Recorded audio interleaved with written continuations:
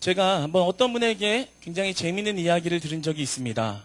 저에게는 재밌었지만 그분에게는 별로 그렇게 재밌는 일이 아니었습니다. 뭐였냐면 그분이 이제 서울 사람인데 이제 충청도에 한번 이렇게 갈 일이 있었다라는 거예요. 그래서 이제 그 당시에는 운전할 때 내비게이션이 없는 그런 시대였는데요. 그래서 이제 운전을 해서 충청도에 이렇게 도착을 했는데 막상 도착하고 보니까 그 장소가 아파트 그 장소가 어딘지를 잘 모르겠다라는 거예요. 그래서 지나가는 운전수를 이렇게 붙잡고 땡땡 아파트가 가려면 어떻게 가야 하나요? 라고 이렇게 물었더니 그 운전수가 그래요? 제가 아니까 따라와요. 예, 이렇게 얘기했다라는 거예요. 예, 저도 서울 사람이라 사투리를 하는 것은 좀 어렵습니다. 어쨌든 충청도 사람이니까 이게 따라와요 했다라는 거예요. 그래서 알겠어요 하고 따라갔는데, 느낌이 좀 쎄한 거예요. 이 정도쯤이면 도착을 해야 할 시간인 것 같은데 느낌적으로 좀 이상했던 거예요. 그래서 다시 그 운전수에게 가서 말을 했답니다. 아니 지금 제대로 가고 있는 거 맞나요? 이렇게 얘기했더니 괜찮아요. 나만 따라와요. 했다라는 거예요. 그래서 그냥 그런가 보다 하고 계속 따라갔대요. 그래서 계속 한참을 이렇게 돌다가 그래도 느낌이 너무 이상한 거예요. 느낌상 분명히 지나친 것 같은데 그래서 다시 또 이렇게 물어봤다는 거예요. 진짜 제대로 가고 있는 거 맞아요? 이랬더니 괜찮아요. 나만 믿고 따라와요. 했다라는 거예요. 그래서 이상하다. 그래서 어쨌든 간에 이렇게 끝까지 따라갔는데 계속 그 목적지에 도착을 하지 않더라는 거예요. 그래서 나중에 알고 봤더니 어떻게 해야 됐을 것 같나요? 예. 길을 모르는 사람이었던 거예요. 길을 모르면서 그냥 따라와요 하면서 계속 그렇게 했던 거예요. 정말 어처구니가 없죠. 예. 진짜 어처구니가 없는 그런 상황입니다. 제가 충청도 사람을, 혹시 여기 충청도 분들도 계실 텐데, 충청도 사람을 비하할 생각은 없습니다. 아마 충청도의 그 한 사람이 그랬던 거겠죠. 자, 여러분, 이런 어처구니 없는 일이 한번 있었는데요. 우리가 이 사실을 통해서 한 가지 배울 수 있는 것은 뭐냐면, 우리가 사람의 말을 믿으면 망한다라는 겁니다. 사람의 말만 믿으면 그것은 우리가 당할 수 있다라는 것입니다. 우리가 종종 어떤 사기를 당한 그런 사례를 접할 때에 그런 말들을 참 많이 듣지요. 실체가 없는데 어떤 그 말만 믿고 그 사람에게 이렇게 투자하거나 그 말만 믿고 그렇게 그 사람을 따랐을 때에 어떤 큰 봉변을 당하게 되는 어떤 그런 일들을 우리는 많이 접하곤 합니다. 우리가 이렇게 어떤 사람의 말만 믿는다.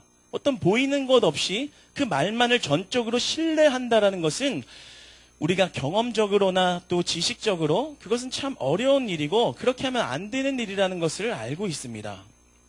우리는요, 실체 없이 말만 믿는다는 것이 얼마나 어려운 일인지를 그래서 너무 잘 알고 있다는 거죠.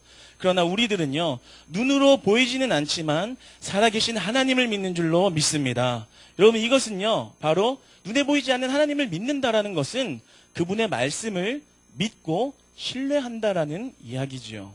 여러분, 눈에 보이는 실체가 아닌 것을 내가 믿는다라는 것은 어떻게 보면 처음에는 이렇게 사기를 당하는 것 같은 의심이 들 수도 있습니다. 그러나 말씀대로 살아갈 때에 그 말을 의지하면서 살아갈 때에 하나님의 살아계심을 보게 될 줄로 믿습니다. 그분이 그 말씀 가운데 능력을 부어주시고 그분이 행하시는 것을 분명히 알고 경험하게 하신다라는 것입니다. 하나님은요, 보이지 않으세요. 우리 눈에 절대 보이지 않습니다. 그러나 그런 하나님을 믿기 원하십니다. 그런데 그런 하나님을 우리가 진짜 믿으면, 보이지 않는 그 하나님을 진짜 믿으면 그분을 보이게 하십니다. 그분이 드러나십니다. 그분을 알게 하신다는 겁니다. 바로 이것이 하나님의 섭리인데요. 여러분, 오늘 말씀을 통해서 이 주님의 섭리, 하나님의 섭리와 그 능력의 비밀을 깨닫게 되는 시간이 되기를 주님 안에서 축복하고 소망합니다. 오늘 7절의 말씀을, 본문 7절의 말씀을 다시 한번 읽어보도록 하겠습니다. 네, 7절의 말씀을 PPT로 띄워주세요. 네, 성경을 찾으신 분들은 성경으로 다 같이 읽겠습니다. 시작. 둘씩 보내시며 더러운 귀신을 제어하는 권능을 주시고. 오늘 제자들은요, 이 예수님께 선교 파송을 받은 것입니다. 자, 이제 너희들은 둘씩 짝을 지어서 내가 너희에게 귀신을 쫓는 권능을 줄 테니까 이제 저 믿지 않는 세상 사람들 가운데 나아가서 그 권능을 행하고 그 권능을 전하고 예수님의 위엄을 드러내라 라고 제자들을 선교 파송을 보내신 것입니다. 여러분, 우리는 매주 주일마다 주님의 예배에 나와서 말씀을 듣고 그분이 우리에게 명령하십니다. 그리고 우리는 세상 가운데에 파송을 받는 것입니다. 오늘 예수님이 그 제자들에게 오늘 권능을 주시고 나아가서 행하라고 선교 파송을 보내신 것처럼 우리가 예배에 나와서 주님의 말씀과 명령과 그 요구를 듣고 우리는 세상 가운데 파송되어지는 것입니다. 가정으로 나아가고 세상으로 나아가고 직장으로 나아가고 또 학교로 나아가서 그 주님의 권능을 행하기를 원하신다는 것입니다. 우리들이 나 혼자 은혜 받고 나 혼자 그 은혜에 감격해서 만족하는 신앙생활을 하지 않으시기를 바랍니다. 그것은 예수님이 진짜 원하시는 신앙생활이 아니라는 것입니다. 주님의 제자라면 주의 권능을 들고 세상 가운데 나아가서 그곳을 변화시켜라. 빛과 소금과 같은 역할을 너희가 제자가 되어서 감당하여라. 이렇게 말씀하시는 겁니다.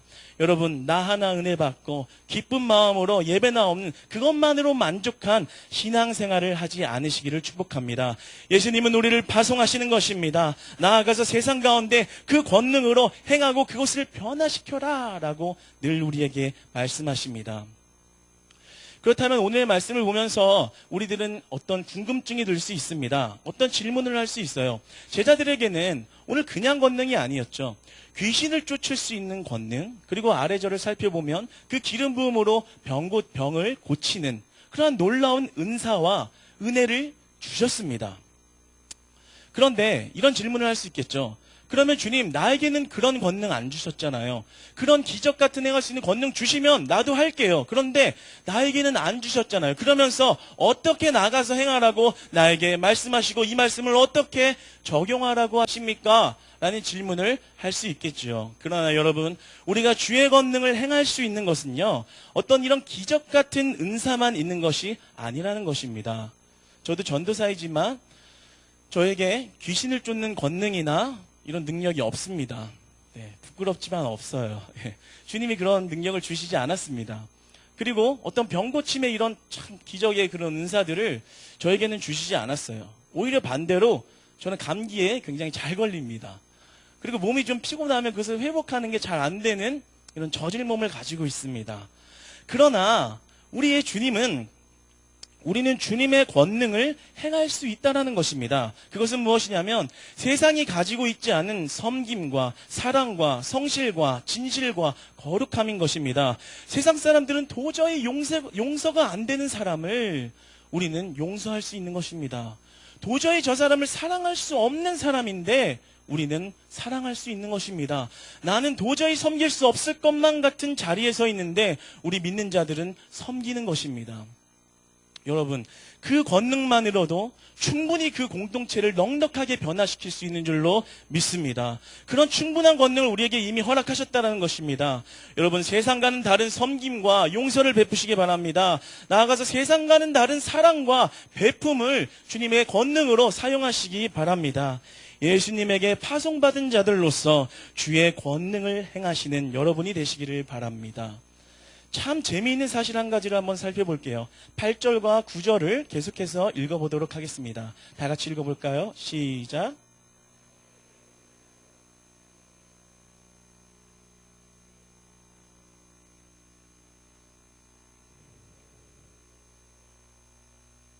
아멘. 선교 파송을 보내셨어요. 그런데 그 선교 여행을 떠나려고 하다 보면 8절에 보면 필요한 물품들이 있었습니다. 양식이 필요했고요. 또 배낭이 필요했고 전대 이렇게 둘러서 그 안에 돈을 싸고 있는 그러한 물품들이 필요했어요.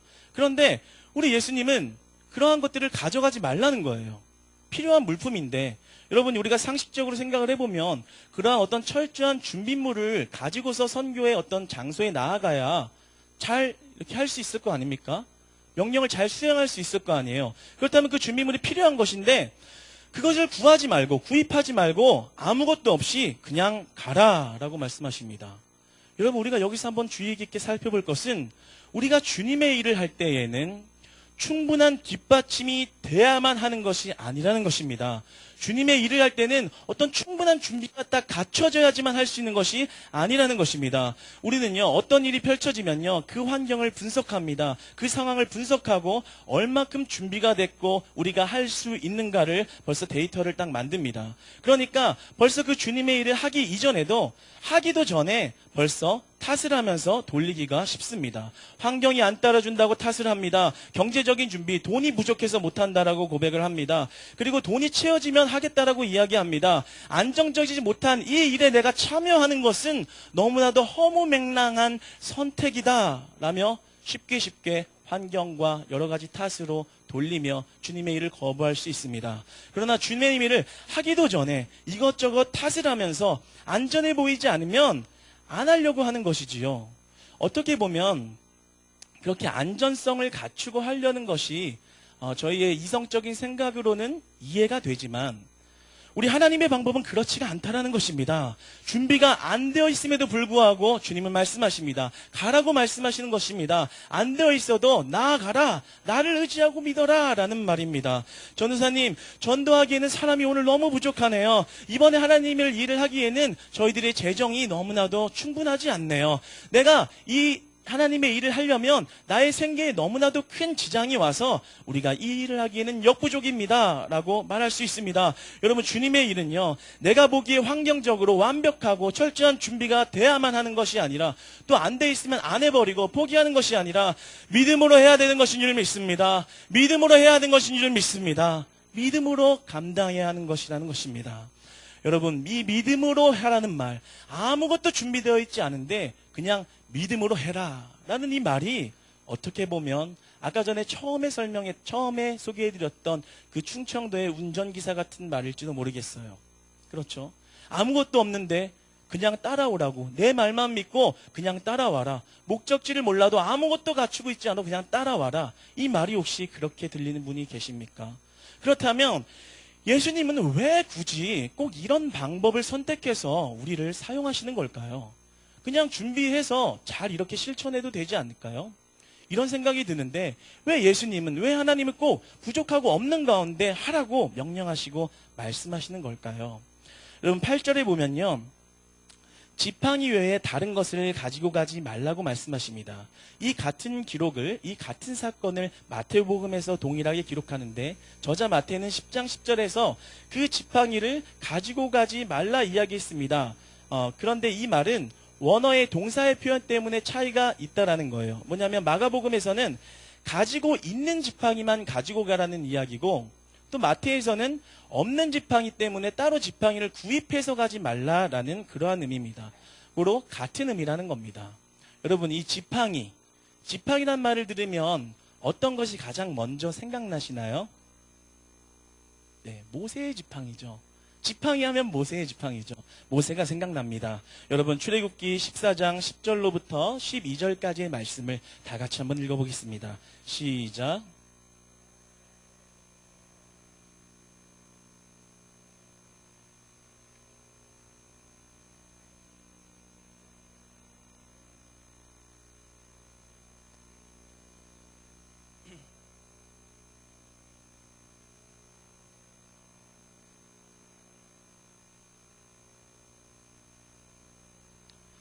우리가 애굽에서 당신에게 이른 말이 이것이 아니냐, 이르기를 우리를 내버려 두라, 우리가 애굽 사람을 섬길 것이라 하지 아니하더냐. 애굽 사람을 섬기는 것이 광야에서 죽는 것보다 낫겠노라.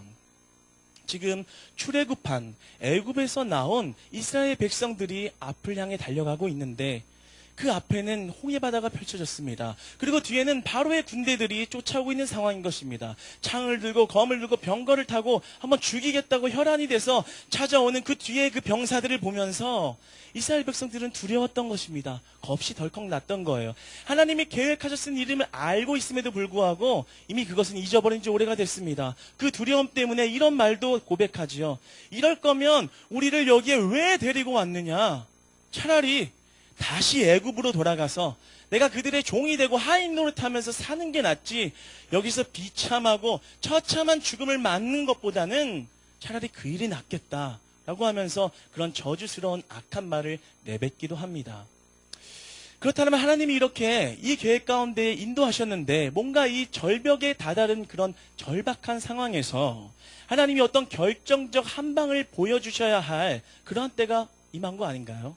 여러분 그때에 다 아시는 이야기지만 출애굽기 15절부터 16절까지를 한번 다시 같이 읽어보겠습니다. 시작. 이렇게 해서 모세에게 이르시되 너는 어찌하여 내게 부르짖느냐 명령하여 앞으로 나아가게 하고 지팡이를 들고 손을 바다 위로 내밀어 그것이 갈라지게 하라. 이스라엘 자손이 바다 가운데서 마른 땅으로 행하리라. 15절에 말씀하십니다. 모세에게 이르시되 너는 어찌하여 내게 부르짖느냐. 그냥 나아가라. 너무 멋있지 않습니까? 우리 하나님 참 이렇게 멋있으신 분이십니다.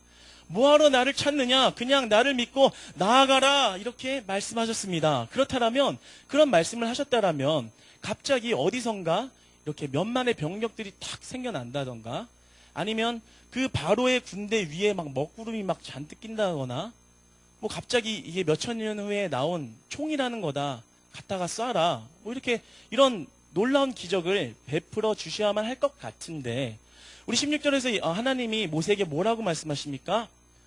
지팡이를 들어라. 참 이해가 안 되지요. 우리는 하나님의 방법을 잘 알아야 합니다. 아무것도 없이 지팡이를 들고 손을 들으라고 말씀하십니다. 여러분 같으면 지팡이 드실 수 있겠나요? 제가 이 말씀을 묵상하면서 내가 만약 모세라면 나는 어떻게 했을까 생각해 봤습니다. 만약에 이스라엘 백성이 우리 성도님들이라고 치고 제가 앞에 나가서 하나님의 인도를 받고 지팡이를 들어라 하면 저는 못 들 것 같은 거예요. 이렇게 믿음이 없어요. 못 들 것 같은 거예요. 왜냐? 딱 들었는데 바다가 안 갈라지면 이 성도님들의 원망을 사는 것을 어떻게 감당할 수 있겠나. 뭐 이런 생각이 들었어요. 여러분 그러나 우리 하나님께서는 말도 안 되는데 지팡이를 들어라. 그렇게 하라. 라고 명령하셨습니다. 여러분 하나님이 이렇게 지팡이를 들라고 그렇게 모세와 이스라엘 백성들을 인도하신 까닭과 이유는요. 바로 이스라엘 백성이 다른 것을 의지하지 않게 하려 하심이었습니다. 어떤 환경을 의지하고 바뀐 상황을 의지하지 않고 오직 하나님만, 오직 하나님의 말씀만 보이지 않아도 실천하시고 실행하시고 다스리시는 그 하나님의 말씀만 믿고 철저하게 그분을 따라가도록 바로 훈련시키셨다라는 것입니다. 여러분 우리들은 상황이 준비가 되었든 안 되었든 내 생각에 될 것 같든 안 될 것 같든 하나님의 말씀이 여러분을 인도하고 계신다라면 여러분의 모세의 지팡이를 드시기를 바랍니다. 여러분 모세의 지팡이를 드시기를 바랍니다. 그러면 하나님께서 홍해를 가르실 줄로 믿습니다. 여러분 믿음을 가지고 그 말씀대로 행하고 따르시기를 바랍니다. 오늘 본문에서의 예수님은 제자들에게 다른 준비물이 아닌 다른 선교에 필요한 준비물이 아닌 오직 예수님이 주신 권능과 내 말만 믿고 그냥 가라고 말씀하십니다. 그것은 바로 나만 철저하게 의지하고 믿고 내 말만 믿고 그냥 나가라 하신 것입니다. 여러분 이러한 참 예수님의 의도와 하나님의 훈련을 참 로버트 슐러 목사님이라는 목사님이 자기가 신앙에 대한 살아오면서 그 신앙 속에서 하나님과의 그 경험에 대한 것을 시로 이렇게 표현했는데요. 이 시를 보면 참 오늘의 본문이 참 많이 깊이 있게 묵상되는 것 같습니다. 제가 이 시를 소개해 드릴 텐데요. 글로 읽으셔도 좋고 눈을 감고 제가 읽는 그 말을 그냥 들으셔도 좋겠습니다. 제목은요. 절벽 가까이로 부르셔서라는 제목의 시입니다. 절벽 가까이로 나를 부르셔서 다가갔습니다. 절벽 끝에 더 가까이 오라고 하셔서 더 가까이 갔습니다. 그랬더니 절벽에 겨우 발을 붙이고 서 있는 나를 절벽 아래로 밀어버리시는 것이었습니다.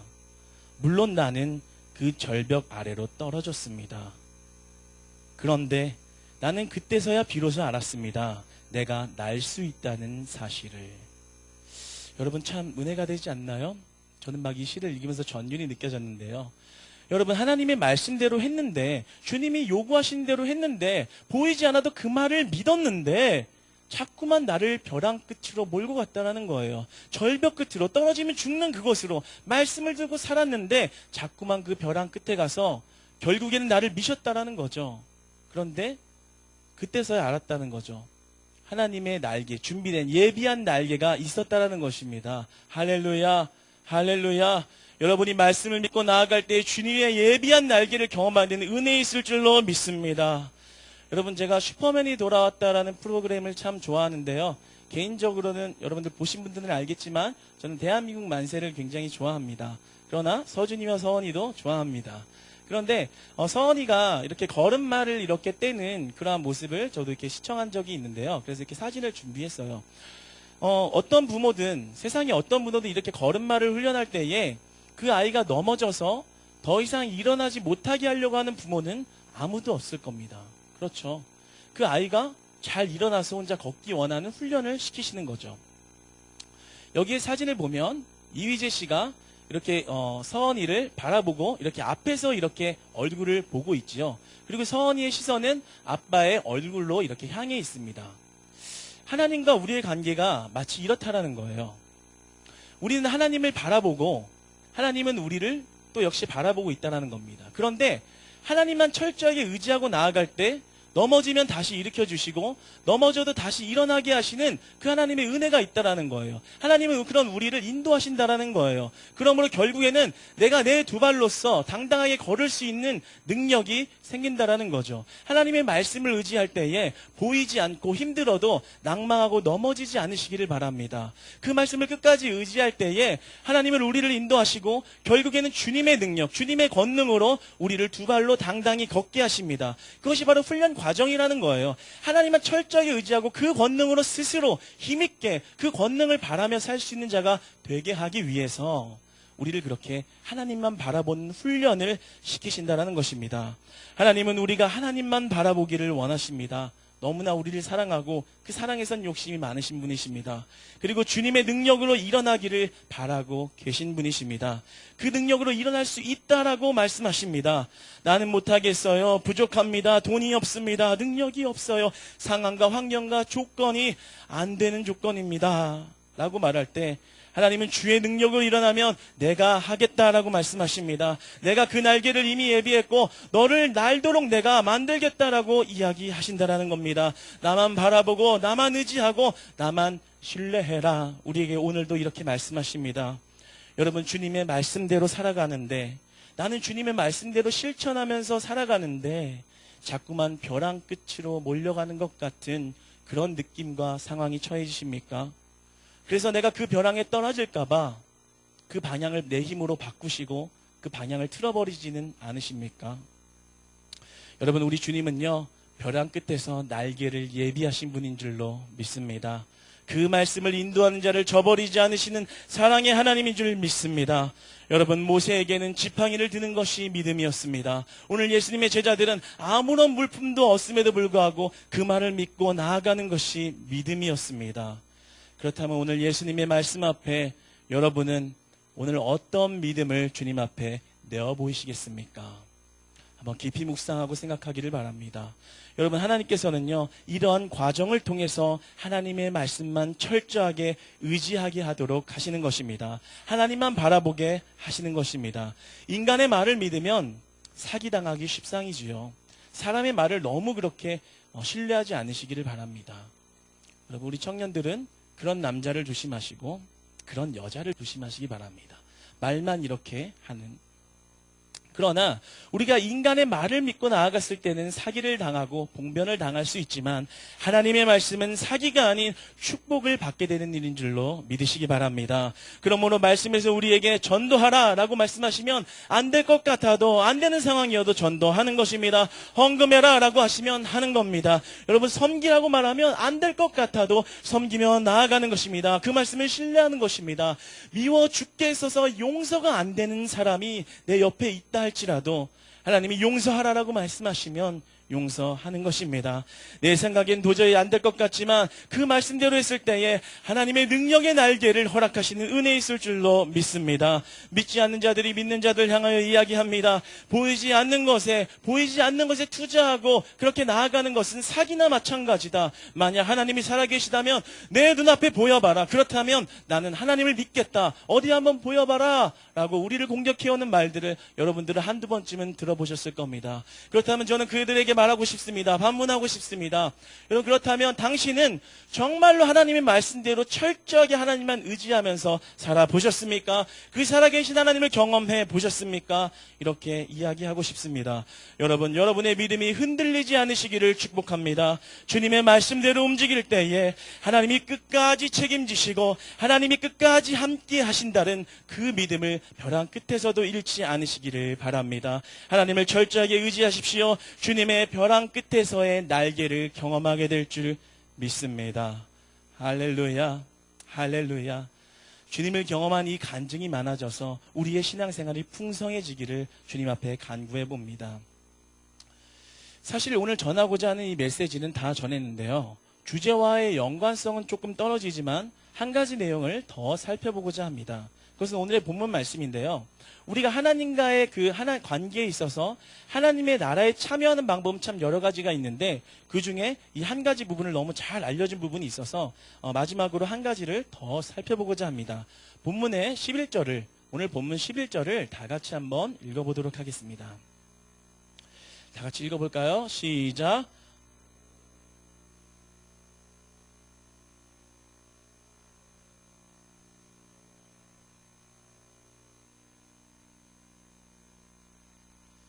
여러분, 사역자들을 잘 섬기시기를 축복합니다. 사역자들 기쁨으로 섬기시기를 축복합니다. 그리고요, 주님의 일을 보실 때 그리고 동참하시는 여러분이 되시기를 또 축복합니다. 오늘 예수님이요, 그 명령을 따라서 선교를 하는 그 제자들에게 말씀하시기를, 제자들이 이제 세상 가운데 나아갔을 때에 그들을 영접하고 그들에게 영접을 받고 섬김을 받을 것이다. 그러나 그 제자들을 본체만치 하고 섬기지 않는 이들은 그곳을 나가면서 발 아래의 먼지를 떨어버려라 라고 말씀하셨습니다. 이 발 아래의 먼지를 떨어버려라 라는 말은요, 그렇게 본체만치 하고 섬기지 않은 자들은 하나님의 나라를 세워가는 그 일과는 무관한 사람들이다 라는 증거이고 징표였습니다. 표시였습니다. 여러분, 주님의 일을 하는 자, 말씀을 전하는 자, 하나님의 일인 자 앞에 여러분의 가장 좋은 것으로 섬기시는 성도 되기를 축복합니다. 여러분, 그 섬김이 하나님 나라에 동참한 일이 된다는 거예요. 내가 특별히 하나님의 일을 따로 하지 않았어도 하나님의 일을 하는 그 종을 섬겼을 때에 똑같이 하나님께서는 하나님의 나라에 그 세우는 일에 동참했다라고 인정해 주신다라는 것입니다. 참 제가 제 입으로 말씀을 전한 자를 섬기세요, 사역자를 섬기세요 하니까 조금 쑥스럽지요. 바울의 권면을 한번 들어볼까요? 바울이 어떻게 권면했는지를 한번 보겠습니다. 갈라디아서 6장 6절을 다 같이 한번 살펴보겠습니다. 읽겠습니다. 시작.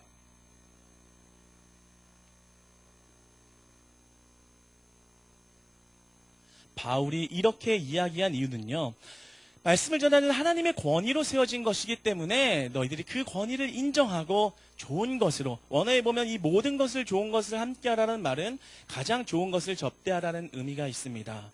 여러분과 그 권위를 인정하면서 하라는 것입니다. 그러나 반면에 이 내용이 포함하고 있는 내용은 또 어떤 것이 있냐면 베푸는 그에게 복이라는 것입니다. 그 권위를 인정하고 베푸는 것이 고통스러운 일이 아니라 그렇게 베풀음을 위해서 베푸는 자에게도 복이 임한다는 것입니다.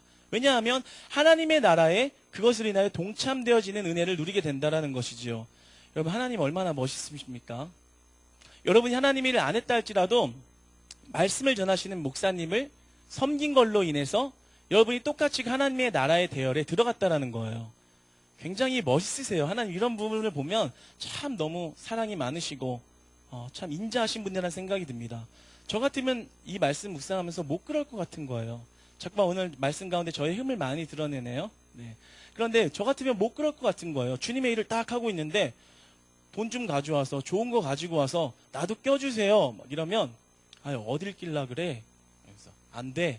뭐 이렇게 할 것 같은 생각이 조금 들었습니다. 그러나 하나님은 그렇지 않다라는 거죠. 네가 그렇게 섬긴 걸로 인해서 그것만으로도 너를 하나님의 나라의 일을 한 것으로 인정하겠다라고 말씀하시는 겁니다. 여러분, 이것이 바로 하나님 나라에 참여하는 복된 비결인 줄로 믿으시기 바랍니다. 여러분, 그렇기 때문에 주님의 일이 보이면 동참하고 참여하시기를 바랍니다. 여러분, 천장보수가 있지요. 천장보수에 참여하시기를 바랍니다. 본체만치 하지 마시고요. 아무리 적은 돈을 가지고 있어도 참여하시기를 바랍니다. 주님이 내 이 적은 돈을 받으실까? 이 많은 돈이 들어가는데 내 이 작은 돈 하나만 하지. 우리 주님은 그렇게 말씀하지 않으십니다. 정성을 다한 예물을 가지고 참여했다면 너는 그것으로 하나님 나라에 동참되었다라고 인정해 주신다라는 겁니다. 그러므로 두려워하지 마시고 하나님 나라 일에 참여하시기를 바랍니다. 돈을 많이 모아놓으신 분들은 좀 부들부들 떨릴 수도 있겠죠.